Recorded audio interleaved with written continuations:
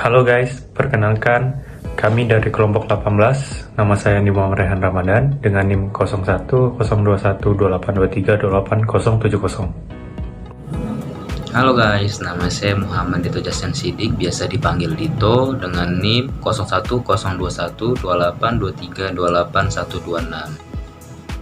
Halo guys, perkenalkan nama saya Nabila Rahmadini dengan NIM 01 02 12 82 32 80 49. Di sini kami akan menjelaskan materi tentang pasar persaingan tidak sempurna, pasar monopsoni. Berikut penjelasannya.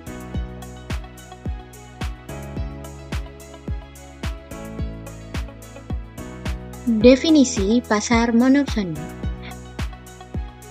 Pasar monopsoni adalah jenis pasar di mana hanya ada satu pembeli dengan dominan yang berperan sebagai pembeli utama atau tunggal, sementara terdapat banyak penjual.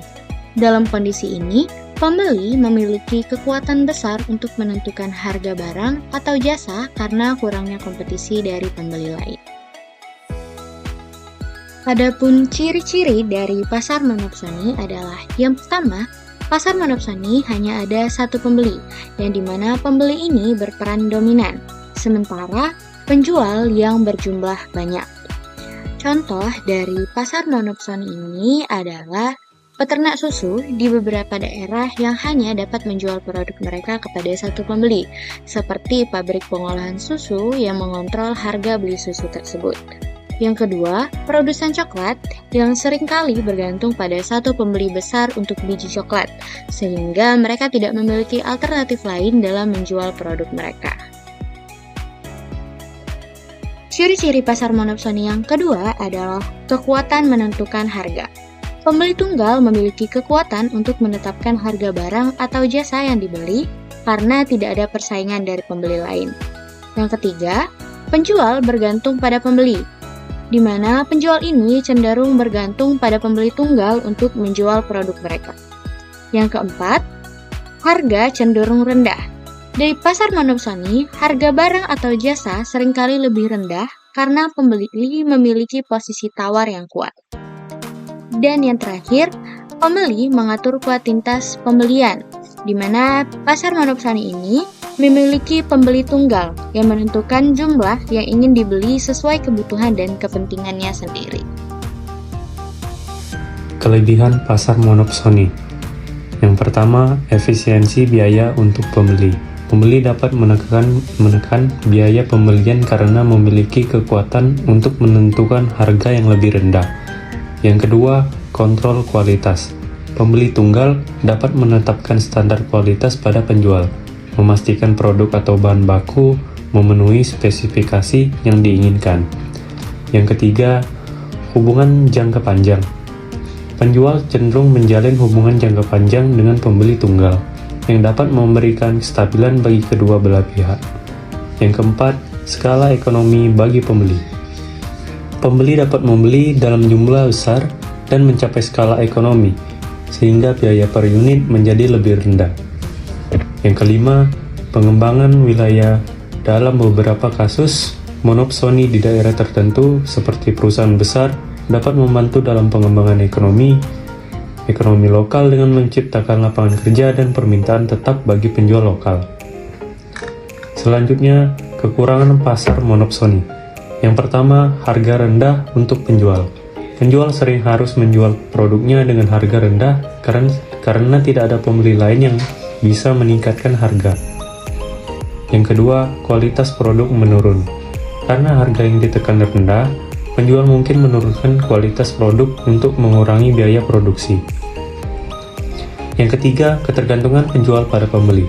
Penjual menjadi sangat bergantung pada satu pembeli sehingga sulit bagi mereka jika pembeli tersebut mengurangi atau berhenti membeli. Yang keempat, pembeli mengontrol pasar. Pembeli memiliki kontrol penuh atas pasar yang dapat mengarah pada keputusan yang tidak adil bagi penjual. Yang kelima, inovasi terbatas.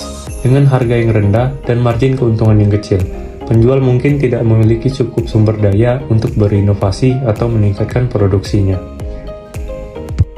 Kemudian ada jenis-jenis monopsoni. Nah, jenis monopsoni ada dua, yaitu monopsoni yang diskriminatif sempurna dan monopsoni yang tidak diskriminatif.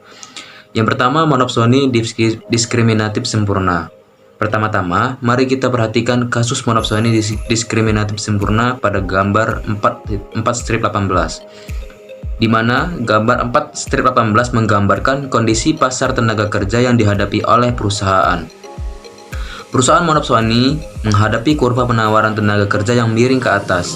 Selain itu, perusahaan monopsoni diskriminatif sempurna dapat mempekerjakan pekerja yang berbeda dengan upah yang berbeda.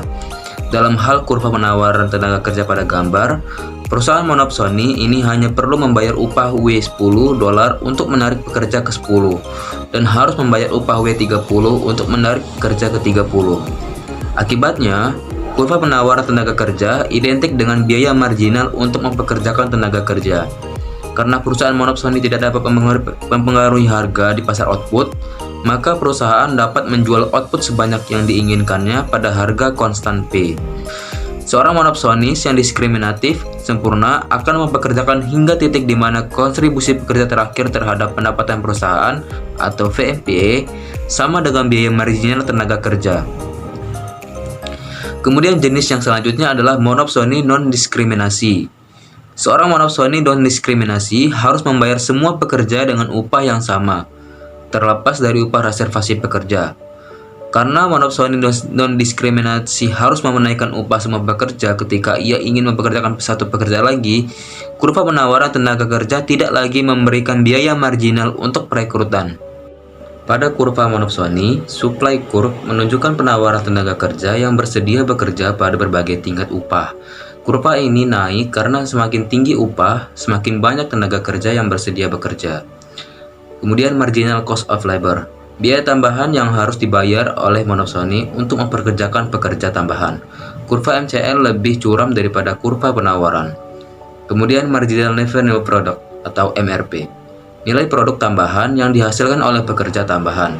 Kurva ini menurun karena kontribusi pekerja tambahan semakin kecil.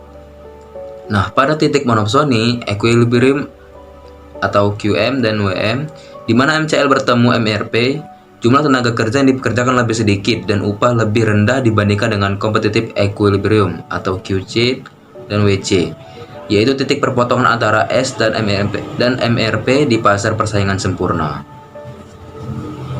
Baiklah, sekian penjelasan dari kami. Semoga apa yang kami sampaikan dapat bermanfaat bagi kita semua. Jika terdapat salah kata atau pengucapan, kami mohon maaf. Kepada Tuhan kami mohon ampun. Terima kasih yang sudah menonton. Kami tutup. Wabillahi taufiq wal hidayah. Wassalamualaikum warahmatullahi wabarakatuh. Bye-bye.